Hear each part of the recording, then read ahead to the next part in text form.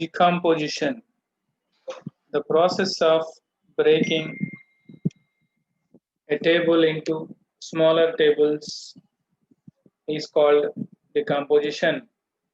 Normally, we will break a relation into smaller relations or sub-relations while converting a table into normalization form. That is in second normal form, third normal form, BCNF, or fourth normal form. So in these situations, we are converting a relation into sub-relation. So what is the need of decomposition? The need of decomposition is, while converting a table into normal form, then we are decomposing a original table into smaller tables. Original relation into sub relations is called decomposition. So here we have two types of decomposition, mainly lossless decomposition and lossy decomposition. See here, I given the definition clearly. Once again, the process of breaking up of a relation into smaller subrelations or smaller tables is called decomposition.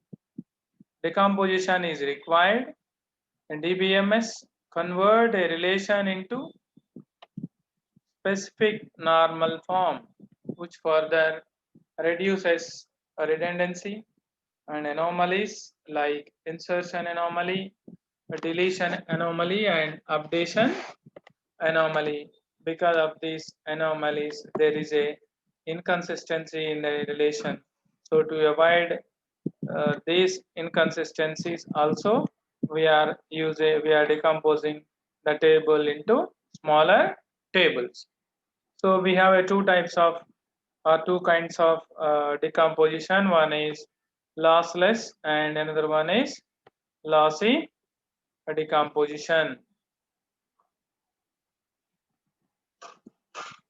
So here we want to know the difference between lossy and lossless decomposition. So lossless decomposition and lossy decomposition, already we know the definitions. We are dividing the relation into smaller relations, R1, R2, R2, R3, like that, Rn minus 1, Rn. For a relational schema R, we are dividing into smaller relations like R1, R2, R2, R3, up to so on, R3, R4, up to Rn minus 1 to Rn for a relation R. So we are dividing smaller relations like this. Okay, this is called lossless decomposition. So here, even sometimes we want to join the subrelations to get the original data. So while joining these subrelations,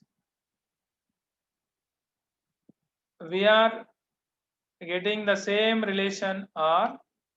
So then this decomposition we call it as a lossless decomposition. This operation we known as a lossless join. So when we are applying lossless join between sub relations, so then there is no loss of data.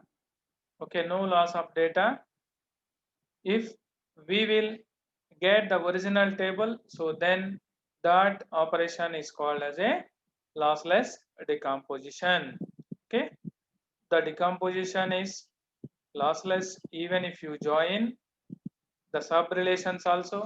Lossless, you will get the same as original relation R. Okay, that is lossless decomposition. Lossy decomposition means, so we are dividing the relation R1 into number of smaller relations, that is R1, R2, R1, R3, up to so on Rn in relational schema R. So when we can say this lossy decomposition, if you join all these sub-relations, then you will get the addition of, that it results into addition of extraneous or spurious tables sorry, extraneous or spurious tuples and rows with the original relation R. Okay, that means more data added compared to the original data. So more rows, number of rows are added. That means extra rows will be added. So this is known as lossy decomposition. So here no guarantee for as it is like the original table. So we got after lossy join operation, we will get the result. The result will be with extra rows of data. So all these, see example this R1 join R2, these are all the sub relations when you apply the lossy operation. So here R, this is the original relation, okay, R. Now after applying these all operations, that means lossy join operation, this R is subset of the result, okay, R, this result is superset of R, okay. That means compared to this result, R having less number of rows, okay. But here the lossy join will get additional rows, okay, that we can say spurious or extraneous rows, okay, additional extraneous rows, okay. So simply I am writing E rows, okay, that is extraneous rows, okay. So this is the difference between lossless and lossy decomposition, okay. See again here, in lossless there is no loss of information. So the resultant relation is equivalent to the original relation. Thus it is also called non-additive join decomposition. But here there is a loss of information as extraneous tuples are added into the relation after natural join of decompositions. So it is also referred as careless decomposition. So what are the another names for lossy decomposition?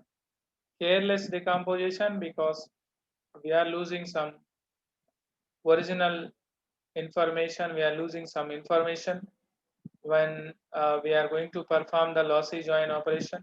So but here we don't lose any information, so that's why, and no extra rows will be added, no rows will be deleted, we will get the same as a original relation. So that's why it is called non-additive join decomposition. So here we are using the common attribute of the sub relations. So this common attribute, any one of the common attribute for any relation, you can take it as a super key of any one of the relation. But here the common attribute of the sub relation in lossy decomposition is not a super key of any of the sub relation. Okay. So these are the major differences between lossless and lossy decomposition. So students, you can see example here. We want to check what is lossless decomposition with simple example and what is lossy decomposition with simple example, that we can call it as a lossless join decomposition and lossy join decomposition. Now we will see the lossless join decomposition. So this lossless join decomposition. So now I am considering table R or relation R with three attributes A and B and C, ABC three attributes. Now I am decomposing this table into smaller tables R1, relation 1 and relation 2.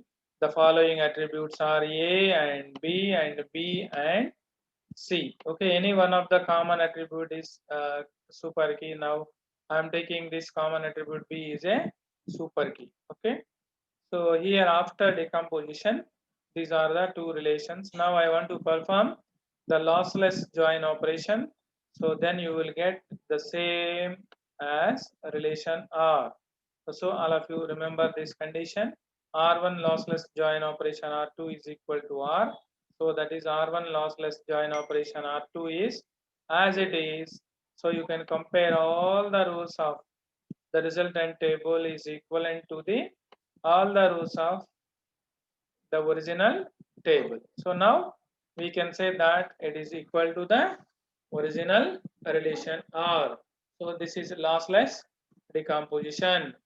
Next, lossy decomposition. Example, you can take the same table where we applied lossless decomposition. R is the relation and R1, R2 are smaller relations. So, but here I changed the attributes for R1. So A, B, R1 is same attributes like previous lossless decomposition, but R2 I changed the attributes A and C. Okay, but here it is not the rule. A must be the super key for any one of the table. Okay, so now these are the smaller decomposite tables R1 and R2. Now I want to apply the lossy decomposition or lossy join decomposition. So after the result, so the result join operation is superset of the original table. That means total number of rows. When compare the number of rows after lossy join R1 lossy join R2 always greater than R. That means this R1 is superset of R. Okay, if you prove this, so now it is a lossy decomposition. So now you can see here R1 and R2. So here we are going to apply the lossy join decomposition or lossy join operation. So now we will get total 7 rows of data compared to the original table here 4 rows. So some additional extraneous rows are added here. So maybe there is a loss of original information. Okay, so it is not similar to the original table. So this 7 rows is greater than, so 4R is subset of, see all the information of R A1, A2, A1, A1. So A1, this is the first row of data A1, B1, C1, and A2, B1, C1, second row of data. Here some extra data is added here. A1, B2, C2. Here the data is also there, but A1, B3, C3. So here also the data is there. 4 rows of data and some other rows of data is also added here. This row extraneous rows of data. This also extraneous rows of data, and this also extraneous rows of data.